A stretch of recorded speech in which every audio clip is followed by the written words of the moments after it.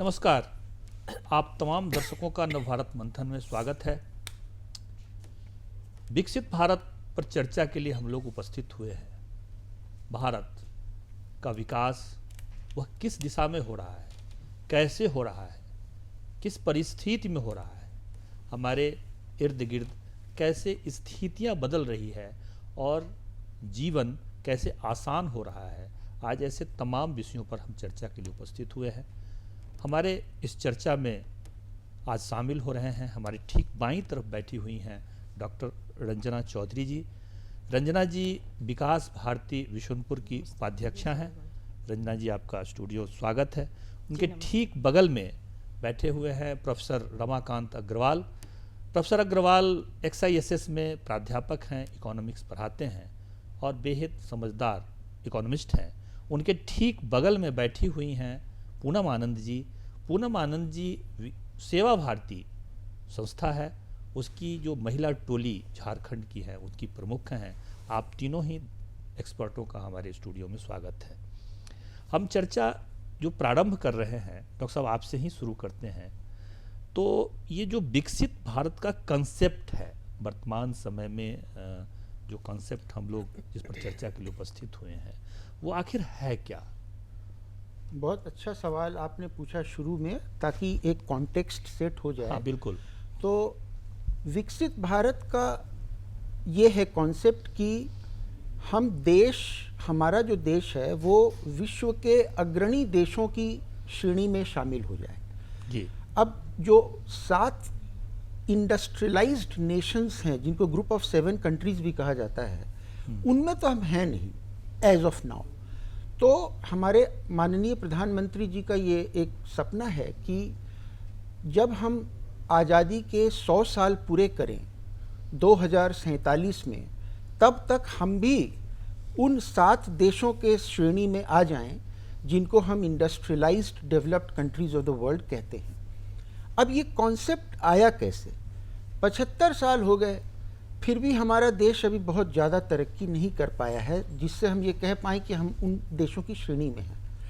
तो एक ऐसा देखा गया कि दुनिया में ऐसे 4 कंट्रीज़ का उदाहरण है जी। जो 20 से 30 साल के बीच में अपनी पूरी अर्थव्यवस्था का कायाकल्प करके और वो देश अग्रणी देशों में शामिल हो गया। जैसे जब द्वितीय विश्व युद्ध खत्म हुआ तो जर्मनी और जापान, इन दोनों की जो अर्थव्यवस्था थी वो चौपट हो गई थी।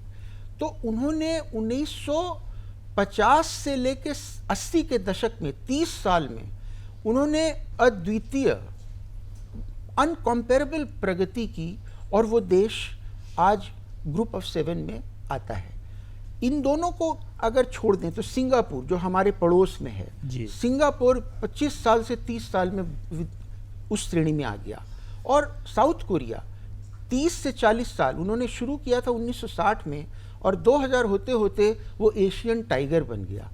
तो मोदी जी का ये हमारा सोच है कि अगर वो देश 25-30 सालों में अगर विकसित बन सकते हैं तो हम क्यों नहीं।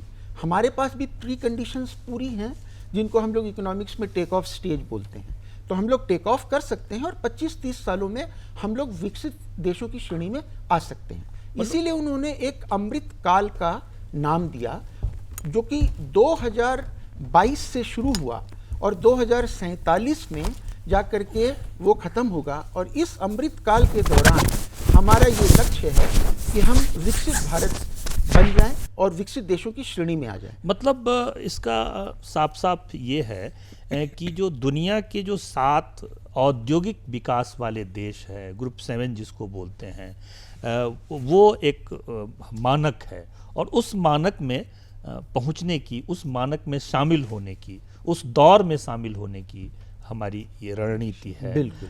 मैडम, जब विकसित भारत की बात करते हैं, चर्चा करते हैं, तो ये जो 7 देश हैं, 7 कंट्री हैं, तो ये जैसे डॉक्टर साहब ने कहा कि भाई 20 साल में, 25 साल में, 40 साल में ये विकसित हो गए, तो हमारा जो कंसेप्ट है वो क्या कंसेप्ट है? हम कैसे, क्योंकि हर देश का अपना अपना कंसेप्ट होता है, अपने अपने ढंग से वो तरक्की करता है। हमारा क्या है, किस तरह से हम कौन से कंसेप्ट लेकर के चल रहे हैं? आपने बताया जो 7 देशों की बात, जैसे जी। कि अभी अग्रवाल जी ने बताया, और हम सब जानते हैं कि 2047 तक हमें इस लक्ष्य को प्राप्त करना है।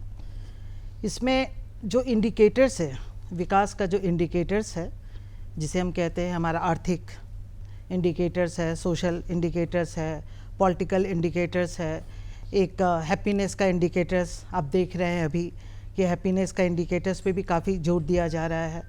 तो ये सब इंडिकेटर्स में हम एक कंपेयर करते हैं कि उस देश से हम कहाँ पे पीछे हैं, जिसके चलते जो एक सस्टेनेबल डेवलपमेंट गोल है और एक जो गोल तय किया जाता है उसमें हम कहाँ कहाँ पीछे हैं, और उस गोल्स को पूरा करने के लिए, उस गोल तक पहुँचने के लिए क्या हमारी पॉलिसीज़ बन सकती है, किस तरह से हम काम कर सकते हैं, इस पे मुख्य रूप से फोकस किया जाता है। बहुत और अच्छा, बहुत जी, अच्छा आपने कहा। इस पे मैडम पूनम आनंद जी, जैसे हम अपने देश की, जैसे प्रोफेसर रूजवेल्ट ने लगता है कि संयुक्त राज्य अमेरिका का डेवलपमेंट का उनको फादर कहा जाता है वहाँ का, तो उन्होंने देखा कि भाई कैसे हमारा कंट्री, तो वो कृषि का भी डेवलपमेंट किया। तो वैसे ही हमारा जो ठीक पड़ोसी सिंगापुर की बात इन्होंने कही, तो सिंगापुर जस्ट दूसरे टाइप से डेवलप किया, जी, दूसरा उनका कंसेप्ट था, दूसरा चीज लेकर के, कहीं से सर्विस सेक्टर है, कहीं उद्योग है, कहीं कृषि है। तो हमारा जो है, हमारे पास में कौन सी ऐसी चीज है जिसको लेकर के हम आगे बढ़ रहे हैं और हम विकसित वाला जो गोल है वो प्राप्त कर लेंगे? देखिए, जैसा कि आपने बताया, आप दूसरे देशों की बात कर रहे हैं। मुझे लगता है कि जैसा अभी हमारी सरकार जो टारगेट भी लेके चल रही है, हम लोग एग्रीकल्चर बेस्ड हमारा देश है, तो हम सिर्फ एग्रीकल्चर को लेके ही हम उसमें नहीं जाने की बात कर रहे हैं। अभी हर सेक्टर को हम लोगों ने लिया है। हम इकोनॉमिक की बात करते हैं तो एग्रीकल्चर भी है, इंफ्रास्ट्रक्चर भी है, क्योंकि हमारे देश में डेवलपमेंट के अभी बहुत सारी जगह है, स्कोप है, तो उस स्कोप को पूरा करना है। जैसे कि डिजिटल की बात होती है, तो आज की डेट में डिजिटली हमारा जो देश है जितना इम्प्रूव किया है, जितना डेवलप हुआ है, जिससे कि काफ़ी क्या लोगों की लाइफस्टाइल चेंज हुई है। तो हर सेक्टर में काम करने की ज़रूरत है, और मुझे लगता है कि हमारी सरकार हर सेक्टर में काम कर भी रही है, और उसी के अकॉर्डिंगली किस किस को हमने लेके आगे बढ़ना है। चाहे वो इंफ्रास्ट्रक्चर हो, आप देख सकते हैं हमारे देश में अभी इंफ्रास्ट्रक्चर डेवलपमेंट, एचआर का काम अगर है तो हमारे ह्यूमन रिसोर्सेज पे भी बहुत काम की ज़रूरत है, बहुत फोकस किया जा रहा है, और उसकी भी ज़रूरत है। वो बड़ी ताकत भी है। जी बिल्कुल, वो हमारी ताकत है, क्योंकि हम कहते हैं कि भी कि हम इतने 100 करोड़ की आबादी वाले देश हैं, तो हम उसको किस तरह से हम उसको पॉजिटिव वे में हम उसको यूज़ कर रहे हैं, हम उस तरह से कैसे अपने देश को आगे ले जा रहे हैं, उन सब पे फोकस भी किया जा रहा है और उस पर काम भी हो रहा है। और अब आप लोग सब देख भी रहे होंगे कि उसका क्या नतीजा है, कितना लोगों की लाइफस्टाइल चेंज हुई है, चीज़ें बदली है। तो हम सब देख रहे हैं 2047 तक हमको लगता है कि काफ़ी अच्छा होगा, और हम लोग इसी स्कोप में चल रहे हैं कि हम लोग साथ प्रोफेसर दिवाकर मिंज भी हैं। दिवाकर मिंज साहब, हम लोग विकसित भारत की, तो आप किस रूप में देखते हैं विकसित भारत को, जो आज हमारे नरेंद्र मोदी जी ने जो विकसित भारत का कंसेप्ट दिया है, इसको आप किस रूप में देख रहे हैं? इनकी सरकार में जो ग्रोथ हो रहा है अभी तक, जी पूरा इनके से विद्वान मित्रों के अनुसार हम पूरा वर्ल्ड वाइड तो कुछ नहीं बोल सकते, जी जी लेकिन अपने झारखंड के बारे में हम बोल सकते हैं। जी बिल्कुल।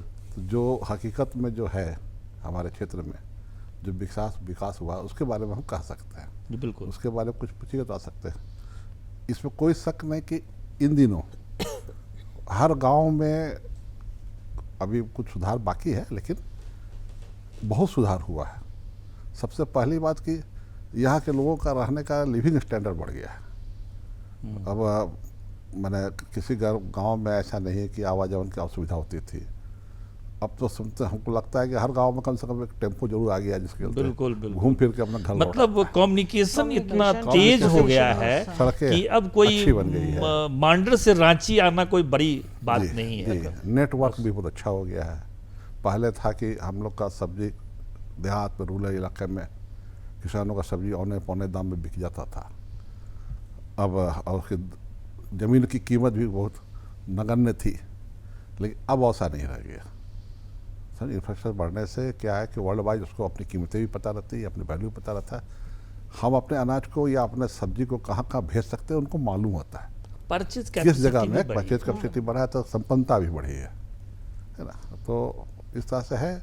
और रोडों का खासकर बहुत विकास हुआ है, रोड का, ट्रेन का भी बढ़ रहा है का। पहले जो बाजार शाम को लगता था 3 बजे 4 बजे शाम को, आपको जान के आश्चर्य होगा कि आप वो बाजार सुबह 4 बजे भोर को लगता है और 9 बजे ख़त्म हो जाता है मॉर्निंग में। वो 9 इसीलिए कि वो देख लेता है कि ट्रेन कब आना जाना है, ट्रेन कब साहब बाजार लगा, बस में या टेम्पो में ले जाना ज़्यादा खर्चीला पड़ेगा, ट्रेन से ही निकल जाओ। तो ऐसा ऐसा है। व्यापारी भी आ जाते हैं, आश्चर्य लगेगा कि 4 बजे भोर को व्यापारी भी आ जाते हैं। तो इसलिए डॉक्टर ये साहब, विकसित भारत की जो बात हम लोग करते हैं, जो 2047 तक के हमको विकसित होना है, तो कौन कौन सा सेक्टर पर ज़्यादा फोकस कर रही है हमारी गवर्नमेंट? बहुत अच्छा सवाल है आपका। तो सबसे पहले देखिए कि विकसित भारत में पहली चीज़ क्या होनी चाहिए। जी, पहली चीज़ ये है कि हमारे देश की प्रति व्यक्ति आय, जिसको पर कैपिटा इनकम बोलते हैं, अगर वो विकसित देश के जितनी होनी होगी तो कम से कम $24,000 प्रति वर्ष की होनी पड़ेगी। अभी कितना है? अभी है $2,700 प्रति वर्ष, मतलब करीब करीब 12 या 13%। हमारा देश अभी विश्व में जीडीपी पर कैपिटा में 139वां देश है। तो हमको 139वां से छलांग लगा करके टॉप 5 में पहुंचना है।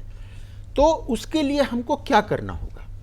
तो आपने सेक्टोरल ग्रोथ के बारे में सेक्टोरल ग्रोथ की मैं बात कर तो रहा हूं। पहले आप देखिए कि पूरे देश को किस ग्रोथ रेट में जाना होगा। तो अभी आरबीआई ने एक स्टडी की थी 2024 में, उसका रिजल्ट्स आया। उसके अनुसार देश को हर साल अगले 25 सालों तक 7.6% की जीडीपी ग्रोथ रेट से बढ़ना होगा। अब इसको अगर बढ़ाना है तो आप ऑब्वियसली हर साल बढ़ाना है तो एग्रीकल्चर पर आप डिपेंड नहीं कर सकते, क्योंकि एग्रीकल्चरल सेक्टर मतलब बाय डेफिनेशन उतना प्रोडक्टिव नहीं होता है। आप उसको फोकस करके बहुत कुछ उसमें इंप्रूव कर सकते हैं, लेकिन अगर आपको फास्ट ग्रोथ करना है तो आपको इंडस्ट्री पे ग्रोथ पर ध्यान देना होगा। तो इंडस्ट्री ग्रोथ के लिए भारत सरकार ने एक फ्लैगशिप प्रोग्राम शुरू किया, मेक इन इंडिया प्रोग्राम। अब मेक इन इंडिया प्रोग्राम का जो एक सबसे बड़ा आधार स्तंभ था, और है भी, था नहीं, उसको कहते हैं PLI scheme, productivity linked incentive scheme, जिसमें क्या है कि अगर आप 14 गिने चुने सेक्टर्स के अंदर अगर आप कोई उत्पादन करते हैं तो एक सर्टेन थ्रेशोल्ड को क्रॉस करने के बाद आपको उसमें बहुत तरह की इंसेंटिव्स दी जाएंगी। जैसे टैक्स में इंसेंटिव आपको दिया जा सकता है, आपको जो लोगों को जो रोजगार मिल रहा है वहाँ उसका PF में कंट्रीब्यूशन भारत सरकार करेगी, एम्प्लॉयर को नहीं करना है। इस तरह से बहुत सारी जो PLI के अंतर्गत सुविधाएं हैं वो 14 सेक्टर्स में उसको दिया जा रहा है। तो एक हमारा जो सबसे बड़ा स्ट्रेटेजिक इंटेंट है वो है कि हमारा जो सेक्टोरल कंट्रीब्यूशन है इंडस्ट्री का, उसको कैसे हम बढ़ा करके, अभी जो कि 15% है इंडस्ट्री मैन्युफैक्चरिंग का, उसको 22% किया जाए। उसको 22% करने के लिए हम कोई भी ये कह सकते हैं कि हमें कल कारखाने लगाने होंगे, फैक्ट्रीज लगानी होंगी ऐसा। और दूसरी चीज़ है कि फैक्ट्रीज भी अगर आप बहुत लगा दिए, बहुत हाई कैपिटल इंटेंसिव टेक्नोलॉजी वाले लगा दिए, तो रोजगार उतने लोगों को नहीं मिलेगा। तो आपको रोजगार के लिए एक अलग ढंग से सोचना होगा कि किस तरह से हम अपनी इंडस्ट्री को बढ़ाएं ताकि उसमें रोजगार भी अच्छे से मिले। ये इसमें ये एक बड़ी बात है कि डेवलपमेंट में आम लोगों का जो स्टेक होल्डिंग एब्सोल्युटली वो ज्यादा से ज्यादा होना चाहिए। तो उसमें क्या है कि लेबर इंटेंसिव टेक्नोलॉजी आपको लगाना होगा। ये एक स्ट्रक्चरल रिफॉर्म की बात हो रही है जिसमें आप को कैसे ऐसा किया जाए ताकि लोगों को, जैसे कहते हैं ना, इंक्लूसिव ग्रोथ, जिस आपने जैसा कहा, अगर 10-15% लोगों के लिए ही ग्रोथ होता है तो फिर हमें नहीं लगता कि हम संतोष रहेंगे उसमें। हमें लगता है कि जब तक हमारी 50% जनता जो कि मुश्किल से अपना काम चला पाती है, उसका हमें जीवन स्तर अच्छे से सुधारना है। और उसके लिए ये एक स्ट्रक्चरल रिफॉर्म लाने की तैयारी की जा रही है जिसमें कैपिटल इंटेंसिव से वो जा रहे हैं लेबर इंटेंसिव की तरफ। ऑफ कोर्स कैपिटल इंटेंसिव जरूरी भी है, लेकिन लेबर इंटेंसिव में जाने के लिए आपको तरह तरह की सुविधाएं और इंसेंटिव्स देनी होंगी, तभी हमारे जो एंटरप्रेन्योर्स हैं वो उस तरह की टेक्नोलॉजी को लगाने में अच्छा मैडम, इंटरेस्टेड ये जैसे डॉक्टर साहब ने कहा कि जो हमारा जो एग्रीकल्चर सेक्टर है उसी को बहुत ज़्यादा उसी पर ध्यान नहीं, हमको इंडस्ट्री पर ध्यान देना पड़ेगा। और इंडस्ट्री पर ध्यान देने के लिए हमारी सरकार ने बहुत सारी ऐसी स्कीम लेकर के आई है। वैसे ही इंडस्ट्री पर ध्यान देने की जो जो स्कीमें हैं उसमें और कौन कौन सी स्कीमें लेकर के गवर्नमेंट आई है? जैसे डॉक्टर साहब ने कहा कि भाई एक वो कौन सा आपने PLI, हाँ, प्रोडक्टिविटी लिंक।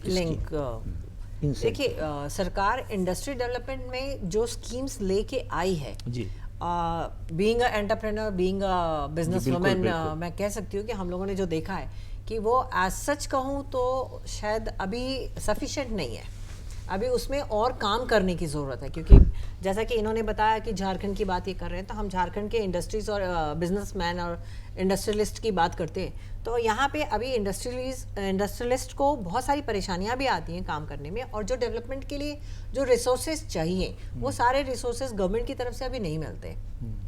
जैसा मैंने पहले भी कहा है, और मैं एक ही चीज़ बार बार कहना चाहती हूँ कि इंडस्ट्री डेवलपमेंट सिर्फ नहीं, अलग अलग सेक्टर, जैसा कि अग्रवाल जी ने भी कहा है कि सेक्टर वाइज डेवलपमेंट, तो इंडस्ट्रीज की जो पॉलिसीज़ हैं उस पॉलिसीज़ को और अपग्रेड करने की ज़रूरत है। और इंडस्ट्री में आने के लिए और किस किस चीज़ की ज़रूरत है, जो स्कीम्स हैं वो सफिशिएंट नहीं है। जैसे एक स्टार्टअप वाला आया था, स्टार्टअप इंडिया आया था, बट स्टार्टअप इंडिया जो है बहुत सक्सेसफुल नहीं हो पाया। बहुत सारे ऐसे लोग हैं जो जिन्होंने शुरू किया और वो सक्सेसफुल नहीं हुए और वो बंद होने के आया। तो कहीं ना कहीं कुछ लैक है, ये एक्सपीरियंसेस भी हो रहे हैं, और एक्सपेरिमेंट और एक्सपीरियंस के से ही हम धीरे धीरे आगे बढ़ने की बात कर रहे हैं। तो इंडस्ट्री में अभी काम करने की ज़रूरत है, जितना मुझे फील होता है कि इसमें बहुत सारे काम करने की ज़रूरत है। जैसे हम अपने स्टेट की बात करें तो पॉलिसी की बात करते हैं, तो इंडस्ट्री पॉलिसी ही चेंज करने की ज़रूरत है, क्योंकि जो पॉलिसी है उस पॉलिसी में बहुत सारे बदलाव लाने की ज़रूरत है।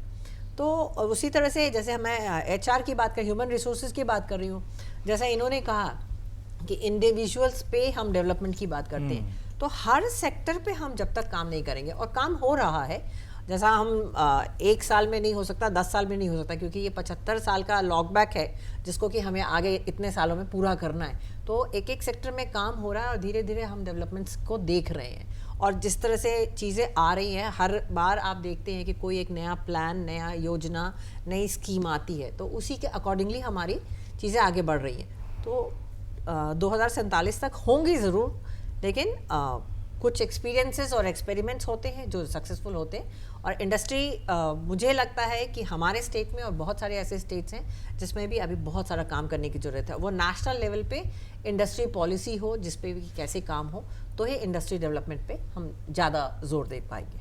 मैडम ने कहा, बड़ी अच्छी बात कही उन्होंने कि इंडस्ट्री पर हमको फोकस तो करना ही है, साथ ही साथ विभिन्न प्रकार के जो सेक्टर हैं उस पर भी ध्यान देने की ज़रूरत है। लेकिन हमारी सरकार तो ध्यान दे रही है, काफ़ी ध्यान दे रही है हमारी सरकार, और काफी ध्यान दे रही है। जैसे आपने कहा कि स्टार्टअप पॉलिसी आई है, और हो सकता है स्टार्टअप पॉलिसी कई जगह कई लोगों ने उतना अच्छा नहीं, लेकिन नेशनल स्तर पर अभी नहीं, आप अभी राष्ट्रीय स्तर पर एक बहुत अच्छा मेला लगा था, स्टार्टअप का मेला, और उसमें जो लोग आए थे वो काफ़ी हाईली, मतलब जो बढ़िया चीज़ें। खैर मैडम, जो फैक्ट्री लगाने में जो एक सबसे बड़ी चीज़ होती है पूंजी, और पूंजी का तो स्थानीय स्तर पर, व्यक्तिगत स्तर पर तो जो होता ही है, लेकिन जब तक सरकार के द्वारा जो बैंकिंग सिस्टम है वो जब तक इजी नहीं होता है तब तक इंडस्ट्री में बहुत ज़्यादा ग्रोथ देखने को नहीं मिलता है। क्या डॉक्टर साहब, मैं मतलब बैंक का जो बैंकों को देखिए, मुझे तो ऐसा लगता है कि अगर कोई एक सेक्टर है जिसमें दिन दूनी और रात चौगुनी प्रगति हुई है भारत में, वो बैंकिंग और इंश्योरेंस सेक्टर है। तो वही मैडम, मैं ये आपसे जानना चाह रहा था, या दर्शक ये जानना चाहेंगे कि जो बैंकिंग सेक्टर जो है वो कितना इजी हुआ है, और इसी से हम अंदाज़ा लगा सकते हैं कि हम आगे आने वाले समय में कितना डेवलप करेंगे। इजी तो हुआ है? नहीं, इजी तो बहुत हुआ है। अब एकदम आप कहिएगा जो हमारा जन जन तक बैंकिंग सेक्टर का पहुंच बढ़ा है। और ये जो जनधन योजना जनधन योजना जो है इसका एक बड़ा एग्जाम्पल है। जब जनधन योजना आया था लोगों के लिए एक मजाक लग रहा था कि कैसे करके ये हो सकता है, कैसे करके बिना पैसा जमा किए जीरो बैलेंस पे जो है अकाउंट खोला जा सकता है। और कहीं ना कहीं ये गवर्नमेंट की ट्रांसपेरेंसी जो है इसे झलकती है कि उसके द्वारा बहुत सारा प्रोग्राम्स और बहुत सारे जो फ़ायदा है डीबीटी के माध्यम से जो हमारे बेनिफिशरीज हैं उस तक पहुँचे हैं। अब ये कि इंडस्ट्री लगाने के लिए कैसे क्या, एक इंडस्ट्रीज़ भी जैसे हम सब जानते हैं कि हमारा देश जो है कृषि प्रधान देश है, इसलिए आप देख रहे हैं कि गवर्नमेंट का भी कहीं ना कहीं फोकस सिर्फ कृषि पे नहीं है। कृषि के साथ एग्रीकल्चर एंड एलाइड सेक्टर की हम हमेशा बात करते हैं। हम इंटीग्रेटेड एग्रीकल्चर की बात करते हैं कि उसके साथ जो है पशुधन का विकास हो, उसके साथ डेयरी लगे, उसके साथ जो है अब जो है और भी माइनर फॉरेस्ट प्रोड्यूस है, वन धन योजना है, उद्यमिता भी डेवलप हाँ, हो। वन धन योजना है, इस पे बात करते हैं। उन लोगों का सिक्योर रहे, फसल बीमा की बात करते हैं। फार्मर्स प्रोड्यूसर ग्रुप है वो लॉन्च किया गया कि कोऑपरेटिव की बात करते हैं। कोऑपरेटिव जो कि पहले नहीं था ऐसा, लेकिन सेंट्रल में अब कोऑपरेटिव एक अलग से विंग और एक अलग से मंत्रालय जैसे काम कर रहा है ताकि जो हमारे लोकल और जो हमारे प्रोड्यूसर ग्रुप है उनको लाभ हो सके। तो एग्रीकल्चर भी एक बड़ा सेक्टर और एक उसको भी एक इंडस्ट्री के रूप में डेवलप किया जा रहा है जिसमें कि एक फूड प्रोसेसिंग यूनिट आप जो है तो हम लोग स्कोप आएंगे है जी। लेकिन बैंक यस का जी कितना इसमें इजी हुआ है, हाँ, सिस्टम कितना इजी हुआ है। ये बैंकिंग है कि डिजिटलाइजेशन के चलते बैंक जो है अब आप देख रहे हो कि हमारे वो छोटे छोटे जो बेचने वाले लोग हैं वो डिजिटल के द्वारा तुरंत जो है मोबाइल फ़ोन के साथ, पे फ़ोन के साथ, गूगल के साथ बेच सकते हैं। सिंगल विंडो सिस्टम है जिसके चलते लोग अपना जो एक्सेसिबल हर कुछ उसके हो रहा है वो आराम से उसको ले सकते हैं। मुद्रा लोन योजना है जिसके द्वारा जो आज हम जो यूथ को स्किल देते हैं, सिर्फ स्किल देना ही नहीं है, उसमें चूँकि मैं एक संस्था से जुड़ी हुई हूँ, वहाँ स्किल डेवलपमेंट का काम भी करती हूँ, तो उसके साथ बैंक को हम लोग लिंक कराते हैं कि वो आसानी से उस लोन को प्राप्त कर सके। अब बैंक जो है यूथ तक जाता है, सिर्फ यूथ को सिर्फ बैंक का चक्कर नहीं लगाना होता है, वो बहुत इजीली आसान हुआ है कि उसको कुछ उस तरह से मॉर्गेज रखना, ये रखना, इस तरह की समस्याएं नहीं आ रही हैं। और ये आप देख भी रहे होंगे सिर्फ बड़े इंडस्ट्री छोटे छोटे लेवल पे जो ट्रेनिंग है किए जाते हैं, ट्रेनीज भी छोटे छोटे लेवल पे लोन लेके बहुत आसानी से अपना रोजगार जो चला रहे हैं। तो ये काफ़ी एक्सेसिबल हुआ है अप टू द एकदम लोअर रंग ऑफ द सोसाइटी के लिए भी। तो तरह की योजना है। और सर बैंक का जो अब जैसे आपने कहा कि जो ग्रोथ बहुत ज़्यादा हुआ है, लेकिन ग्रोथ के साथ साथ बैंक इजी भी हुआ है। बहुत आसान, हम लाइन में खड़े रहते हैं। बहुत आसान। वो ट्रिनिटी कहते हैं जी, उसको। एक आपका आधार होना चाहिए, आधार नंबर, एक आधार नंबर, एक मोबाइल फोन और एक अकाउंट। ये तीन चीज अगर आपके पास है तो आपको कहीं जाने की जरूरत नहीं है। आप घर में बैठे अपना अकाउंट खोल लीजिए, केवाईसी ई केवाईसी कर लीजिए। कोई लोन लेना है तो 2 क्लिक करना है, 20 सेकेंड्स में आपको लोन अप्रूव हो जाएगा। भारत सरकार के का ये एक स्कीम भी था कि 59 सेकेंड में आपको 1 करोड़, 59 मिनट था शायद, कि 59 मिनट या 59 सेकेंड में 1 करोड़ रुपए तक का लोन आपको तुरंत मिल जाएगा। तो अब आप बोलिए कि किसी भी देश का विकास तो इन्वेस्टमेंट से ही होता है। बिल्कुल बिल्कुल बिल्कुल। और अगर बैंक हमारे उन्नत होंगे और वो इतना आसान कर देंगे लोन लेना, तो हमारा विकास तो हो नहीं है। तो इसीलिए अभी क्या है कि आप, जैसा रंजना मैम ने भी कहा कि आपका जो यूपीआई पेमेंट सिस्टम है हमारा, वर्ल्ड उसको मानता है। और पूरे बड़े बड़े डेवलप्ड कंट्री से लोग इंडिया आते हैं ये देखने के लिए कि भाई यहाँ पर ये यूपीआई सिस्टम कैसे काम कर रहा है, इतना तेजी से, करोड़ों लोग गांव तक। आप देखिए कि 120 करोड़ मोबाइल कनेक्शंस हैं इंडिया में, लेकिन फॉर्चुनेटली 80 करोड़ इंटरनेट कनेक्शंस भी है। तो 80 करोड़ में 70 करोड़ लोग आज यूपीआई पेमेंट कर रहे हैं, रिक्शा का भाड़ा देने के लिए भी, ऑटो का भाड़ा देने के लिए, गुपचुप खाने के लिए भी, और कुछ मान लीजिए बड़े से बड़ा आइटम भी अगर खरीदना है, मोबाइल फोन खरीदना है तो भी आप मैंने तो देखा है कि 2-4 रुपए का भी पेमेंट 2-4 करोड़ रुपए तक का पेमेंट हो जा रहा है, और आपको उसका 1 रुपया भी फीस नहीं देना पड़ रहा है। तो ये बहुत बड़ा एक आंदोलन हुआ इंडिया में। और ये अब हम लोग जैसे छोटे लोग क्या बोलेंगे, ये तो भारत सरकार का बहुत बड़ा उपलब्धि है। पूरा देश, पूरा विश्व हमारे यहाँ आकर के इसको स्टडी करता है। अफ्रीका कंट्रीज जो है हमारे यहाँ आके स्टडी करके वो नाइजीरिया में, तंजानिया में हमारा कॉपी करके वो लोग उसको कर रहे हैं।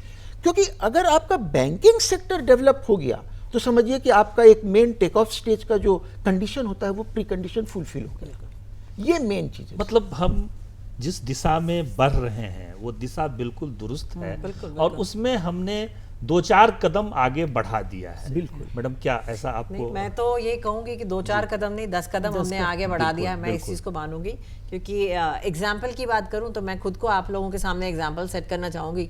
डिजिटलाइजेशन की बात हो रही है, जैसे अभी इन्होंने कहा कि यूपीआई, मेरे जैसा आदमी जो कि बैंक जाने से डरता था, बीइंग अ एंटरप्रेन्योर भी मैं बैंक नहीं जाती थी कि बैंक जाने की ज़रूरत है, बड़ा लाइन और बड़ा दिक्कत होता है। और आज की डेट में मैं सारी चीज़ें मैनेज करती हूँ, और घर पे बैठ के सुबह 1 घंटा टाइम सेट है कि बैठा और फ़ोन पे ही जिसकी पेमेंट देनी है, जिसको करना है। आज यहाँ आने से पहले भी जब फ़ोन आया तो मैं वही काम कर रही थी, और मुझे लगता है कि मिनटों में सारे काम ख़त्म करके टाइम से आदमी आ गया। तो आपकी लाइफ जैसा लाइफ बहुत ईजी हो रही है, और जब आपकी लाइफस्टाइल, समय, पैसा, सारी चीज़ें अगर सिंक्रोनाइज होती हैं बेटर वे में, तो नेचुरली डेवलपमेंट की तरफ आप बढ़ रहे हैं। तो मैं तो 10 कदम आगे, हमारा देश बढ़ चुका है और आगे बढ़ेगा। इसका डॉक्टर साहब क्या आपको ये जो सिस्टम आज आया है? सिस्टम तो है ही, बहुत इजी हो गया है। जी बिल्कुल। तो डिपॉजिट करने के लिए जाना पड़ता है, बाकी समय नहीं जाने की जरूरत नहीं है। लेकिन एक बात और हम कहना चाहे, पता नहीं कहना चाहिए कि नहीं कहना चाहिए। जी जी। थोड़ा मैंने बीइंग आदिवासी हम जी। ये तो जरूर कहेंगे कि बाकी लोग के लिए भले कोई उदार हो, हम लोग के लिए थोड़ा कंजर्वेटिव है। जल्दी कोई देना नहीं चाहता। आदिवासी है तो CNT एक्ट है कि नहीं, फलना है कि नहीं, टिकना है कि नहीं, 10 गो ऑब्स्टेकल आ जाता है। समझे ना? तो ये हम कहना चाहेंगे। और दूसरी बात, और बाकी सरकारी संस्थाएं भी, बहुत सारे संस्थाएं हैं जो कि देती है, जैसे कि TCDC दिल्ली में भी है, केंद्र का भी है। उस पर भी सरकार का जो योजना आ जाता है वही कीजिए, बाकी अपने आप योजना लगेगा तो उस पर जल्दी वो लोग फाइनेंस नहीं करते। TCDC को जानते हैं ना आप लोग, ट्रैवल डेवलप कोऑपरेटिव, तो इस तरह से है। तो ये थोड़ा सा करप्शन भी कम हो जाता है तो बहुत चीज़ें आसान हो जाती है। मतलब हम लोग बढ़ तो रहे हैं, हाँ, बट ऐसी कई मतलब वो तो स्वाभाविक है, कोई भी चीजें व्यक्तिगत तौर पर हमको नहीं रुकावट आती है, अगर हम बोलेंगे तो। क्योंकि देखता है बैंक किसी को देने से पहले कुछ भी दे देगा आंख मूंद के। बैंक यही देखता है कि पैसा हमको वापस होगा कि नहीं होगा कि नहीं। नहीं, लोन मिलेंगे, सब्सिडी भी है ना, बाकी ST के सब। साथ, महिलाओं के साथ बहुत बहुत बहुत तो सब्सिडी है, ये भी सब दिया गया है। बाकी सब ठीक है, लेकिन वही थोड़ी सी ट्रैवल होने के नाते तो गड़बड़ी आती है, और जो गड़बड़ी पहले थी वो आज भी है। हालांकि सरकार ने निकाला लिस्ट कि 5 साल तक गारंटी के लिए कोई, लेकिन पहले से हम तो आसान हुए हैं दिवाकर जी। बैंकिंग आसान हुआ है जी। हम लोग का ट्रैवल के लिए आसान कहाँ हुआ है? अच्छा, अब जीवी बोर्ड के लेने के साथ आदमी नहीं कर लेता है।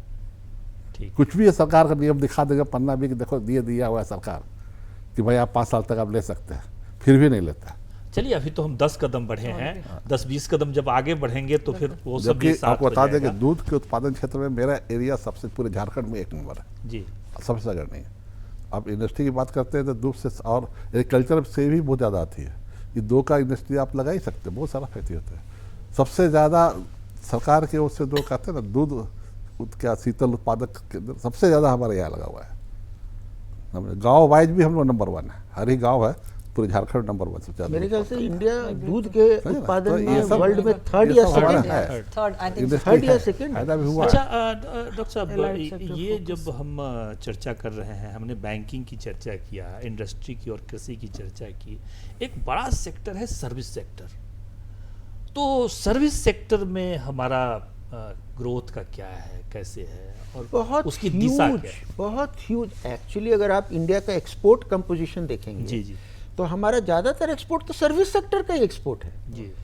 Transport, communication, management expertise, railways, freight, फिर आपका एयरपोर्ट सर्विसेज, मतलब हम लोग तो उसमें नंबर 1 है सर्विसेज सेक्टर में।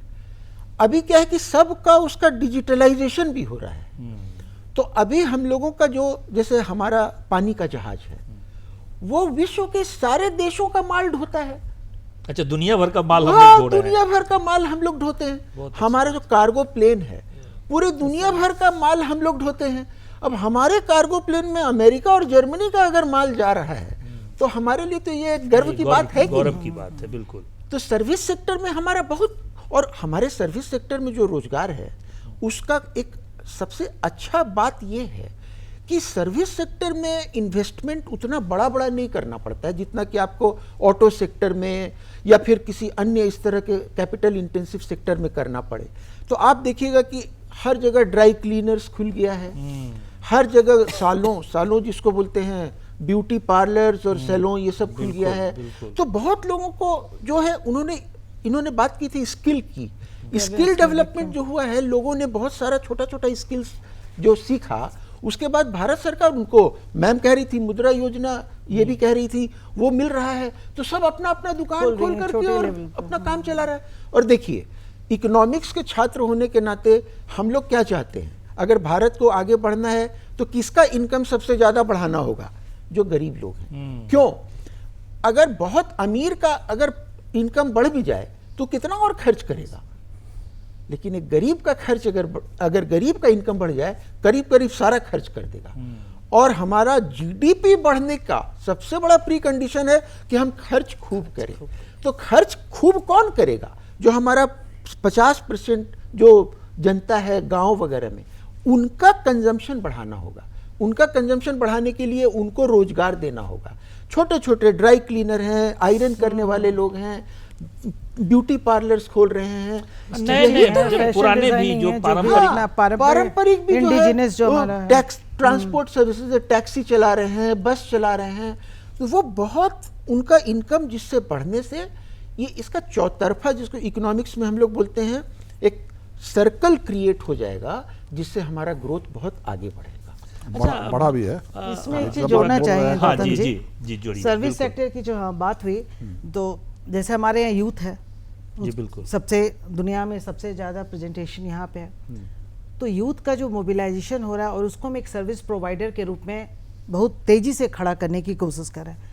आप देख रहे हो किस तरह से हमारे यहाँ ITI हुआ, NSDC का स्कीम्स आया, MSME हुआ, डेवलपमेंट पर भी बहुत सारा काम हो रहा है। MSME हुआ, ये सब क्यों हो रहा है? इसलिए कि ऐसी पे नेशनल लेवल पे नहीं, उसको हम वो क्वालिटी दे रहे हैं कि वो इंटरनेशनल लेवल पे भी कम्पीट कर सके। ये आज सबसे बड़ी बात है कि चाहे नर्सिंग में हमारी जो लड़कियां जा रही हैं, या हमारे जो हेल्थ अटेंडेंट हमारे बच्चे जा रहे हैं, चाहे हमारे ड्राइवर क्षेत्र में जा रहे हैं, प्लम्बर के क्षेत्र में जा रहे हैं, वो उस लेवल का, ये हमारी सरकार की विशेष बात है कि वो सिर्फ इंडिया तक ही नहीं सीमित रहें, वो हमारे इंटरनेशनल लेवल के उस कंपटीशन में आएँ, और उसके लिए काफ़ी काम किया जा रहा है। अब देख रहे होंगे गुरुकुल योजना, पैन IIT और इस तरह की बहुत तरह की स्कीम्स जो है चलाया जा रहा है ना। वो एक जो आर्टिजनों के लिए, हाँ, उसके बाद जो हमारा वैसे लोग जो कि छूट गए, जो कि पीछे हाशिए में छूट गए, लेकिन उनके पास टेक्नोलॉजी है, उसमें ज़रूरत है कि वैल्यू एडिशन करने की, उसको आज के नए के मुताबिक डिमांड क्रिएट करवाने के लिए, उसके लिए भी सरकार कह रही है। उसके लिए विश्वकर्मा योजना, जो कि अभी आप देख रहे होंगे कि वैसे यस, और जो पहले सीखे भी हैं, कहीं ना कहीं वो लैक करें, उनके पास वो सर्टिफिकेट नहीं है, जिसके कारण वो जो है उस कंपटीशन में नहीं आ रहे हैं। तो एक NSQF है, नेशनल स्किल क्वालिफिकेशन फ्रेमवर्क, जिसके अंतर्गत उसको हम जो है ये ना कहीं वो हीन भावना से ग्रसित ना हो कि वो BA पास नहीं, उसके इक्विवेलेंस करके, उनको इक्विवेलेंट बना के उनको डिग्री, उनको सर्टिफिकेट दिया जाता है, ताकि वो बाहर में जाके खुद को स्थापित कर सकें। तो सर्विस सेक्टर है आज के समय में, सर्विस सेक्टर जो है हमारा सबसे पावरफुल सेक्टर करके उभरे, इसके लिए सरकार हमारी प्रयासरत है। और क्वालिटी एजुकेशन की जो बात बता रहे हैं, उसमें वोकेशनल एजुकेशन को इम्पोर्ट करना, स्कूल से लेके इंस्टीट्यूशंस तक सारे को वोकेशनल से जो अपना नहीं उस तरह से पढ़ पा रहे, वो भी जो है इक्विवेलेंट होगा वोकेशनल एजुकेशन जो है आपके एकेडमिक एजुकेशन, इसकी और हम लोग प्रयासरत हैं। और ये जो है कहीं ना कहीं एक चेंज जो है, अगर हमारे यूथ काम करेंगे तभी उनका पेइंग कैपेसिटी बढ़ेगा, परचेज कैपेसिटी बढ़ेगा, सब कुछ। और हम चाह भी रहे हैं कि हमारे जो बच्चे हैं वो विदेश में जाएं और अपना काम करें। इसके तो इस पे काफी सरकार काम बड़ी योजना की आपने चर्चा की, विश्वकर्मा योजना।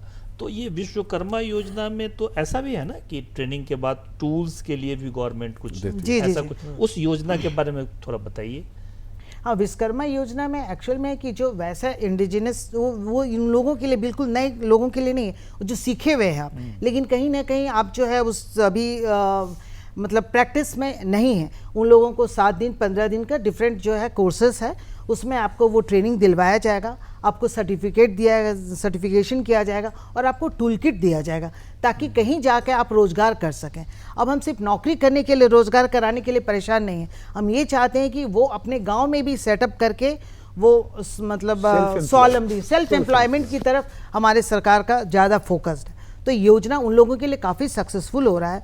इसमें हमारी बहन, मुझे हमारे लगता है बच्चे, कि ये भी जो है जी। उस दिशा में एक जो कदम। विकसित नहीं, काफ़ी भारत बड़ा कदम वाली है ये, दिशा जी। जो है उसमें भी। और आपने जो सर्विस सेक्टर की बात की, देखिए हमारा जो जीडीपी होता है ना वो 3 सेक्टर से आता है जी। सर्विस सेक्टर, इंडस्ट्री सेक्टर और एग्रीकल्चरल Agriculture। सेक्टर। तो सर्विस सेक्टर का कंट्रीब्यूशन 100 रुपए में 60 रुपए है। 60 रुपए 60 रुपए वहीं से आता है। तो हम लोग तो सर्विस सेक्टर ही है, लेकिन चूंकि उसमें वैल्यू एडिशन मैन्युफैक्चरिंग से कम होता है, तो अगर देश को तेजी से बढ़ना है तो आपको मैन्युफैक्चरिंग इंडस्ट्रियल सेक्टर पे ध्यान ज्यादा देना देना इसीलिए भारत सरकार मेक इन इंडिया, पीएलआई, ये सब स्कीमों पर ज्यादा ध्यान दे रही है। अच्छा, मतलब दिवाकर जी, जब चर्चा करते हैं तो ग्रामीण भारत ज़्यादा हमको दिखता है, क्योंकि आज भी 50% हमारा ज़्यादा जो जनसंख्या निवास करती है वो गांव में निवास करती है। और मुझे लगता है कि संसाधन का एक बड़ा हिस्सा भी गांव में ही है, जिसको अभी तक हम उसको नहीं टैप नहीं कर डेवलप नहीं कर पा रहे हैं। तो ये जो गांव है इसको कैसे बदलते हुए देख रहे हैं आप? नहीं, जैसे अभी डॉक्टर साहब ने कहा जी कि बहुत बड़ी बात कही कि गरीब आदमी के पैसा आ जाता है, कमाता है, तो कहीं अमीर आदमी के बहुत ज़्यादा खर्च करेगा। ज़्यादा खर्च कर। एक बहुत बड़ी बात है। इसी के चलते आज आपको कम से कम ब्लॉक में एक ब्यूटी पार्लर जरूर खुल गया है। बिल्कुल बिल्कुल, गांव में खुल रहा है तो गांव में खुला है। डोर समझे स्टेप ना? इसी तरह से बहुत सारी चीज़ें, छोटी छोटी चीज़ें हैं जी जो कि गांव में छोटे छोटे जगह भी खुल गया है, क्योंकि पैसा आता है तो खर्च करता है। भले बाप अनपढ़ हो, लेकिन अपना बेटा कोशिश कर रहा है कि हम अच्छे स्कूल में पढ़ा दें। चले नहीं पढ़ा पा रहा है, सरकारी स्कूल में ही दे दिया, कोई बात नहीं, लेकिन बाद में लौटने के बाद उसको फिर कहीं से ट्यूशन भी पढ़वा दे रहा है। तो वो चाह रहा है कि भले हम नहीं पढ़े हो लेकिन मेरा बेटा पढ़े। तो ये जब विकास की ओर से हो रहा है, थोड़ा बहुत सारी गड़बड़ियाँ हमारे मोदी सरकार की ओर से नहीं है। गड़बड़ियाँ आती है उसके द्वारा, ग्राउंड लेवल जो ग्राउंड लेवल है कि ये सरकारी तंत्र के द्वारा आती तंत्र ज़्यादा के द्वारा। है। ठीक है, इंफ्रास्ट्रक्चर बहुत बढ़िया है, लेकिन पोस्ट ऑफिस का हाल क्या है आपसे छिपा हुआ है। ठीक है, बहुत बढ़िया है, लेकिन दूरसंचार का क्या हाल है आपसे छिपा हुआ है। तो इसीलिए इस तरह से जो सरकारी तंत्र में जो गड़बड़ी आ गई है ना, उसको सुधार जरूरत है। जैसे कि अगर मेरे ज़मीन से गांव में बहुत जगह ऐसा भी है कि ज़मीन से अगर कोयला निकल जाता है तो आदमी डर जाता है कि कोयला निकल गया, मेरा ज़मीन चल जाएगा। ज़मीन चल ही नहीं जाएगा, हमको कुछ नहीं मिलेगा। सैकड़ों की संख्या मेरे पास ऐसे लोग हैं अभी जिसकी ज़मीन के नीचे कोयला है और आदमी को कुछ नहीं मिला रोड में। तो ये बोलने आवाज़ कहाँ लगाए, आवाज़ पहुँच नहीं पाती। अब दिए मौका, सहयोग से हम यहाँ बोल रहे हैं, अगर कोई कहेगा तो हम डाटा दे सकते हैं। तो इस तरह से इसमें सुधार किया जा सकता है। और सही बात है, अगर उन लोग पैसा आएगा तो सही अर्थ में असली डेवलपमेंट होगा। मैडम, आप कैसे देख रहे हैं? रहा बात इंडस्ट्री का, झारखंड से ज़्यादा इसकी संभावना और कहीं नहीं है। यहाँ हर क्षेत्र भी है, हर तरह का माहौल भी है, हर तरह का खनिज संपदा के बारे में कुछ नहीं सुविधाएं है। काफी हैं, संसाधन और सुविधाएं भी बहुत। बहुत ज़्यादा है। संसाधन बहुत है, सुविधाएं थोड़ी अभी कम है, मैं कह सकती अच्छा मैडम, ग्रामीण भारत को कैसे बदलते हुए आप देख रहे हैं? हूँ। देखिए, बीइंग शहरी, जी मैं ग्रामीण भारत को जब भी जो पहले देखा है, हम लोग तो काम करने के लिए जाते रहे हैं, लेकिन तब का गांव और अब के गांव में मुझे लगता है कि ज़मीन आसमान का फ़र्क मुझे महसूस होता है। क्योंकि जब हम स्कूल जाते थे तो गांव में जो स्कूल के बच्चे होते थे, उनसे बात करना, उनके साथ काम करना और जो एक्सपीरियंस लेके आते थे वो बिल्कुल अलग था। और आज के बच्चे बिल्कुल अलग हैं। तो जो डेवलपमेंट है वो गांव में दिखती है, ऐसा बिल्कुल नहीं कहूँगी कि नहीं दिखती। इंफ्रास्ट्रक्चर, हम अब गांव में, हर गांव में स्कूल देखते हैं, हॉस्पिटल्स का पीएचसी देखते हैं, बाकी सारी चीज़ें हैं, डॉक्टर्स हैं। अब पहले डॉक्टर्स हॉस्पिटल्स और पीएचसीज में डॉक्टर्स, नर्सेज जो वो नहीं जाते थे। कम्युनिकेट करना बहुत मुश्किल था, कम्यूट हो नहीं पाता था।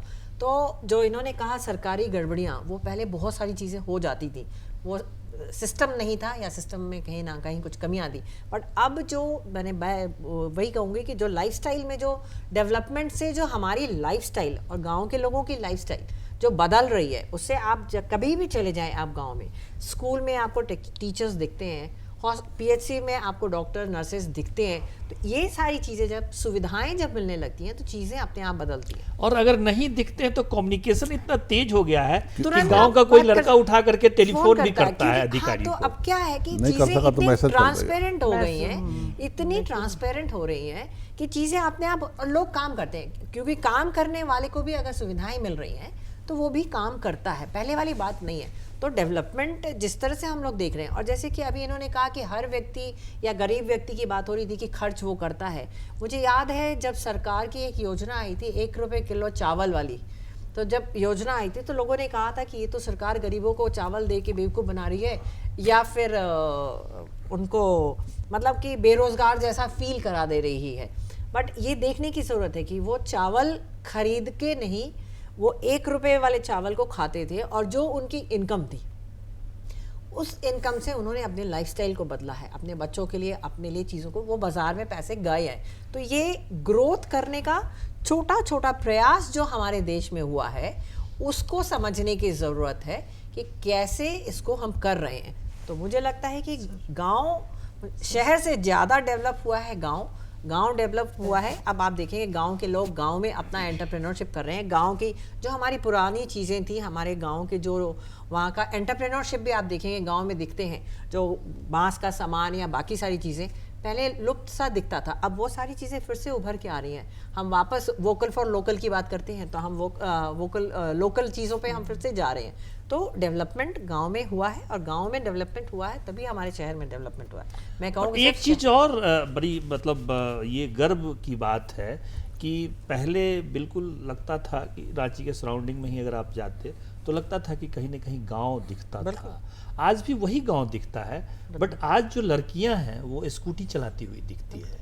ये बड़ा फर्क नहीं तो देखने को। काफी बड़ा स्कूटी है, फर्क पड़ा साइकिल है। पहले गांव साइकिल से तो शुरू हुआ था, एक लेकिन स्वच्छ बट अब भारत स्कूटी अभियान तक- चलाया गया था। आज आप देख लीजिए वो गांव जितने स्वच्छ हैं, शहर नहीं है। तो मैंने कहा ना कि गांव में डेवलपमेंट पहले आई है, बाद में शहरों में आई है। तब गांव इतने साफ सुथरे, इतने सजे हुए दिखते हैं, इतने अच्छे लगते हैं कि एक बार के लिए लोगों को लगता है अब लोग रिजॉर्ट बनाने के लिए, इको फ्रेंडली टूरिज्म डेवलपमेंट हो रही है, सारी चीज़ें। तो ये एक एक करके जो चीज़ें हो रही है, स्टेप बाय स्टेप होगा।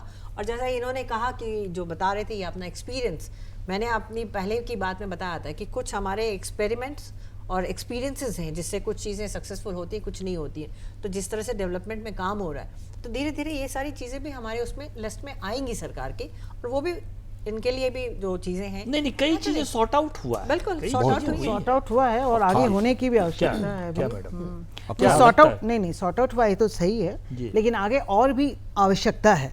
जैसे भी ठीक है, ट्रांसपेरेंसी जो गवर्नमेंट में आया है आ रहा है, जो डिलीवरी मैकेनिज्म की जो बात थी, हमारे पास प्रोग्राम्स है, सब है, लेकिन जो डिलीवरी मैकेनिज्म है वो उतना स्ट्रॉन्ग कहीं नहीं है जितना होना चाहिए था, ताकि हम उस प्रोग्राम को बहुत आसानी तक पहुंचा पाते। क्वालिटी एजुकेशन की बात करेंगे, उसमें हम कहीं ना कहीं गांव वाले बच्चे हमारे शहर वाले बच्चे से नहीं compete कर पा रहे हैं। क्योंकि मैं तो टीचर्स को भी ट्रेनिंग दी, मैं बहुत ग्रास रूट लेवल पे काम करती हूँ, देखती हूँ, तो वो सब में जो क्वालिटी पे वैल्यू एडिशन करने की बात है, हमारे इंफ्रास्ट्रक्चर बन गया है, PSCs है, इक्विपमेंट भी आ गया, आप वहाँ जाइएगा, लेकिन जिस क्वालिटी की नर्सेज, जिस क्वालिटी की ये होना चाहिए, वो कहीं ना कहीं हम लैक कर रहे हैं, जिस पे अभी है भी समय 47 तक काफ़ी कुछ काम, वो सब में हमें आवश्यकता है। इसका कारण ये भी है कि जो गवर्नमेंट मैकेनिज्म में आदमी की नहीं, मेरा दृष्टिकोण जी। ये है, कहने का मतलब ये है कि हम जो 2047 तक के जो हमने लक्ष्य लिया है, जी, उस दिशा में जो हम बढ़ रहे हैं, जी। वो दिशा हमारा बिल्कुल सही, सटीक सही है, वो और सही है। सही है। जी। वो कहीं ना कहीं गांव में भी ये सही दिखता है। गांव वाले बच्चों को हम इतना एकलव्य विद्यालय खोल रहे हैं, इतना कस्तूरबा विद्यालय खोल रहे हैं, ताकि उनको एक अच्छा अपॉर्चुनिटी मिल सके, रेजिडेंशियल मोड में बच्चे रह के अच्छी शिक्षा प्राप्त कर सके। इस पे काम गाँव किया में- जा रहा है, वहाँ के रिसोर्सेज को अच्छी तरह से यूटिलाइज कर सके। आपने देखा स्थानीय स्वशासन को मजबूत करने के लिए भी इस सरकार में भी बेहद कार्य किया जा रहा है।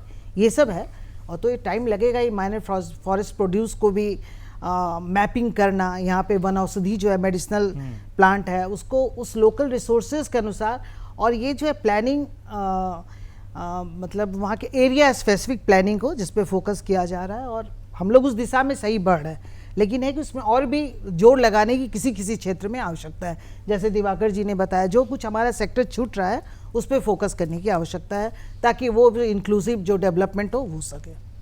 डॉक्टर साहब, कृषि का क्या हाल है हमारा? जो अभी तक जो हम खेती करते रहे हैं, पारंपरिक खेती, वो खेती में भी हम लोगों ने काफ़ी परिवर्तन किया है। बहुत मैकेनाइजेशन हुआ है। खेती जो हम लोग पहले जिस तरह से करते और डेवलपमेंट के लिए खेती तो आधार है। हाँ, खेती आधार तो है। आधार है। क्योंकि देखिए उसके बिना तो आपका जो भी डेवलपमेंट होगा खोखला होगा। जी। क्योंकि अगर आप अपने फूड के लिए किसी दूसरे पे डिपेंड करते हैं तो वो आपको कभी भी ब्लैकमेल कर देगा। यही कारण है कि दुनिया भर की सरकारें अपने कृषि को प्रोटेक्ट करने के लिए बहुत सब्सिडीज देती हैं, ताकि लोग उसको छोड़ के जाए नहीं। और हमारे देश में जो कृषि का जो मेन प्रॉब्लम है वो है प्रोडक्टिविटी के कम होने का। मेन वही प्रॉब्लम है। अगर आप कंपेयर करें एक इंडियन फार्मर को एक अमेरिकन फार्मर से, तो मुझे तो ये पढ़ के बड़ा ताज्जुब लगा था कि एक इंडियन फार्मर अपने लिए और 2 और लोगों के लिए, 3 लोगों के लिए उत्पादन कर पाता है। और एक कैनेडियन और अमेरिकन फार्मर कितने लोगों के लिए कर पाता है? अपने लिए और 57 और लोगों के लिए, मतलब 58 लोगों के लिए वो प्रोड्यूस कर पाता है। तो 58 को अगर आप 3 से डिवाइड करेंगे तो करीब करीब 19 होता है। तो 19 गुना उनका प्रोडक्टिविटी ज़्यादा है। मतलब हमारा 19 फार्मर उनके एक फार्मर के जितना बराबर है। तो क्यों है ऐसा? तो उसके लिए सिंपल सा रीज़न ये है कि एक तो हमारा जो कृषि है वो बहुत ही पिछड़ा है। परंपरा पर आधारित हाँ, है। परंपरा है। वर्षा पे है। और हमारा जो जमीन है वो भी बहुत उर्वरा अभी नहीं है।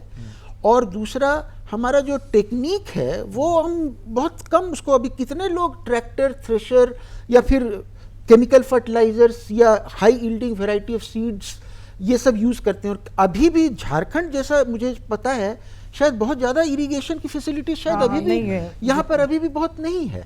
तो आप पूरा का पूरा अभी भी पानी पे डिपेंड करते हैं कि ऊपर से भगवान पानी बरसाएगा तो हमारा ये चलेगा।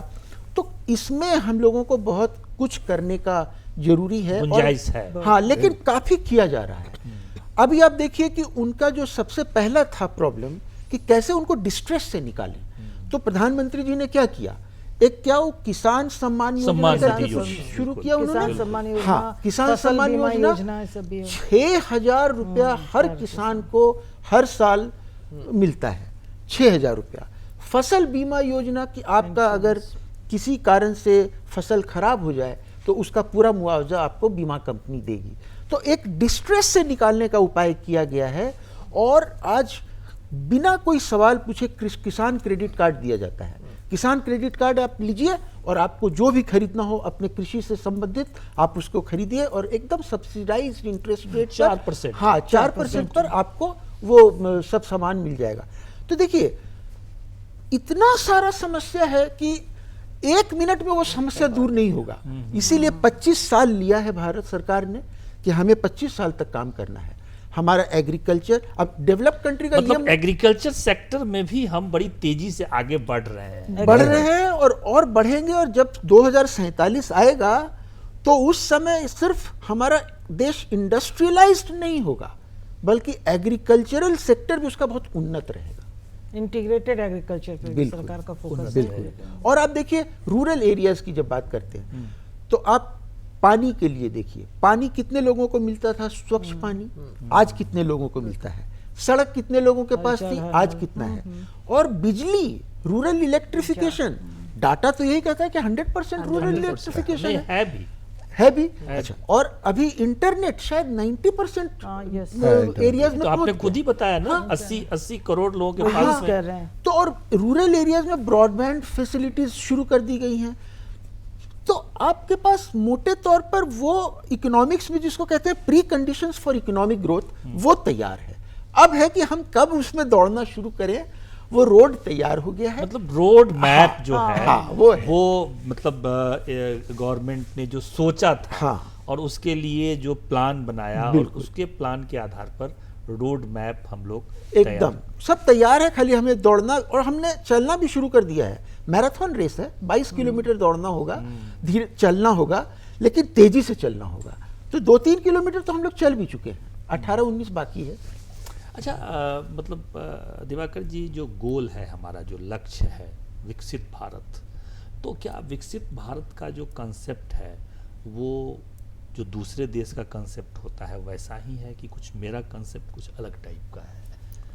नहीं, जैसे concept- राम राज्य का कंसेप्ट था, दैहिक दैविक भौतिक तापा, राम राज का हूँ नहीं व्यापा।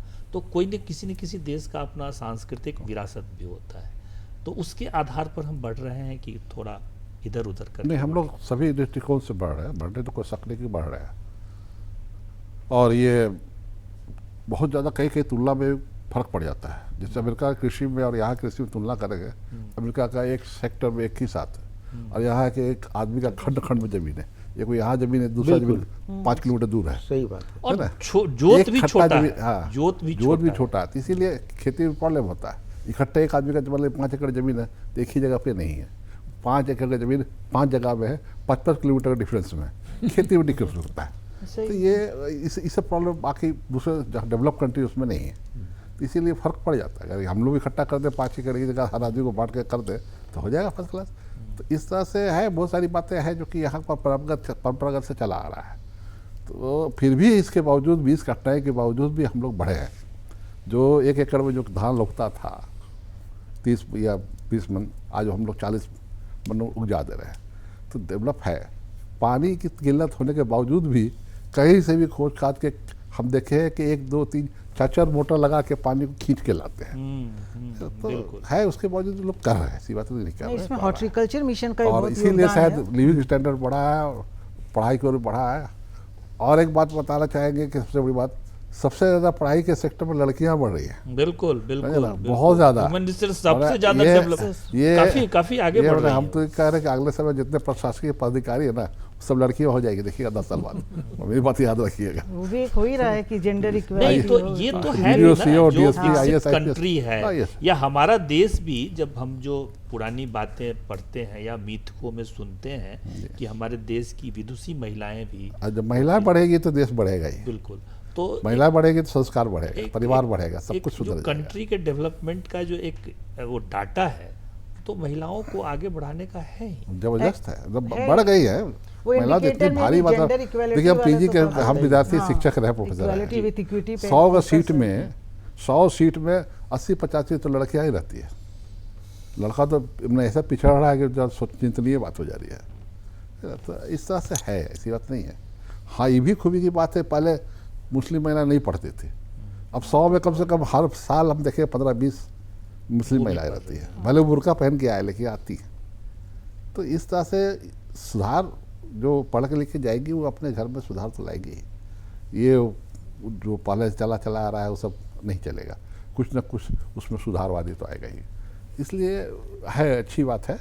और मेरा तो विचार है कि परिवार तो महिला से ही चलता है, बिल्कुल उससे नहीं चलता। मैडम, जो हमारा जो गोल है, उस लक्ष्य को प्राप्त करने के लिए क्या उसमें सांस्कृतिक जो परंपरा है वो भी हम साथ लेकर के चल रहे हैं कि वो कहीं बिल्कुल, है? जो हमारा गोल है, मुझे लगता है कि हम लोगों को दिखता है कि हम इकोनॉमिक ग्रोथ जिसको कहते हैं ना, शिक्षा, स्वास्थ्य, रोजगार, डिजिटल, बाकी सारी चीज़ों के साथ साथ हमारी जो संस्कृति है वो दिखती है आपको कि फ़र्क उसको भी साथ लेके चल रहे हैं। क्योंकि कहते हैं ना कि हम अगर अपने संस्कार, अपनी परंपराओं को छोड़ देते तो हम अपना इतिहास छोड़ देंगे। बिल्कुल। तो हम तो अपना इतिहास छोड़ के हम कभी भी डेवलप नहीं हो सकते। तो आज आप देख सकते हैं कि पूरे भारत देश में जितना माने स्पिरिचुअल टूरिज्म हम कहें अगर इसको, तो स्पिरिचुअल टूरिज्म भी डेवलप हो रहा है। तो संस्कार और परंपराओं को साथ लेके ही हम आगे बढ़ रहे हैं। और 2047 में जब हम लोग अपने गोल में पहुंचेंगे तो हर सेक्टर को, जिस तरह से हमारी सरकार लेके चल रही है, हर सेक्टर को हम बता पाएंगे, दिखा पाएंगे। हमारी जो अभी की जनरेशन है जो देखेगी उस समय, तो ये दिखेगा कि हमारी जो संस्कार, जो बीच का एक फेज था जिसमें शायद हमारी परंपरा, संस्कार एक गैप नजर आया था, अब आप वो गैप को फिल होते हुए देख रहे हैं। तो धीरे धीरे वो बढ़ रहा है। तो हम हर सेक्टर में आगे बढ़ रहे हैं, कोई ऐसी चीज नहीं है जो छूट रही है। छोटे से शुरुआत होती है, शुरू में लगता है जरूर कि इसका क्या ही होना है, लेकिन उसका मोटिव जो होता है वो बहुत बड़ा होता है। तो उसी तरह से हमारा बढ़ रहा है। नई शिक्षा पॉलिसी जो है हाँ उसमें डाले बिल्कुल हैं हम लोग बिल्कुल, curriculum में जो उसी पर हम आ संस्कार रहे की हैं, बात एक जो- मिनट, उसी पर हम आ रहे हैं मैडम। आप ही बताइए नहीं, जो 2047 के गोल को, लक्ष्य को प्राप्त करने के लिए जो अभी हमारी गवर्नमेंट लेकर के आई है नई शिक्षा नीति, वो कितना ज़्यादा सार्थक आपको दिख रहा है? आपने जो बात की संस्कृति की, जो वैल्यू एजुकेशन की बात करते हैं, तो जो हमारी नई शिक्षा नीति है इसमें हम बहुत छोटे लेवल से ही, मैंने एकदम प्राइमरी लेवल से ही बच्चों में उसको इनकलकेट करने की कोशिश कर रहे हैं। वो हमारे कोर्स करिकुलम में आ गया ताकि कहीं ना कहीं हम उसको पढ़ सकें। हमारे जो वैसे लीडर्स थे जिनको हम कहीं ना कहीं भूल गए या उनके अच्छे बातों को हम नहीं, कहीं ना कहीं हमें पढ़ाई के दौरान उन बातों को नहीं जोड़ा गया। चलिए तो सब ठीक है, चीज़ों बड़ी को हम अच्छी लेके आ बात रहे है, हैं। बहुत देखिए, इसके नई शिक्षा बहुत प्रणाली- बहुत बहुत अच्छी बात लोकल हम लैंग्वेज लोगों को ने promote चर्चा कर की, रहे हैं, yes, जी। हम लोगों ने बहुत अच्छी बात चर्चा की। और जो नई शिक्षा नीति है वो भी कहीं न कहीं 2047 के लिए जी। तैयारी शुरू कर दी है, और जो नए पौध लग रहे हैं वो इसी आधार पर लग रहे हैं। तो आज बड़ी सार्थक चर्चा हुई, और विकसित भारत हम कैसे बढ़ रहे हैं, किस दिशा में बढ़ रहे हैं, और दिशा में बढ़ने की गति क्या है, हमारा जो ग्रामीण इंफ्रास्ट्रक्चर, शहरी इंफ्रास्ट्रक्चर, इन तमाम विषयों पर हम लोगों ने चर्चा की। आप तमाम एक्सपर्ट हमारे स्टूडियो में आए, आपका बहुत बहुत आभार, बहुत बहुत धन्यवाद। ऐसे ही विषय को लेकर के हम आगे भी आपके सामने उपस्थित होते रहेंगे। तब तक अपनी टीम के साथ हम विदा लेते हैं। जोहार, नमस्कार।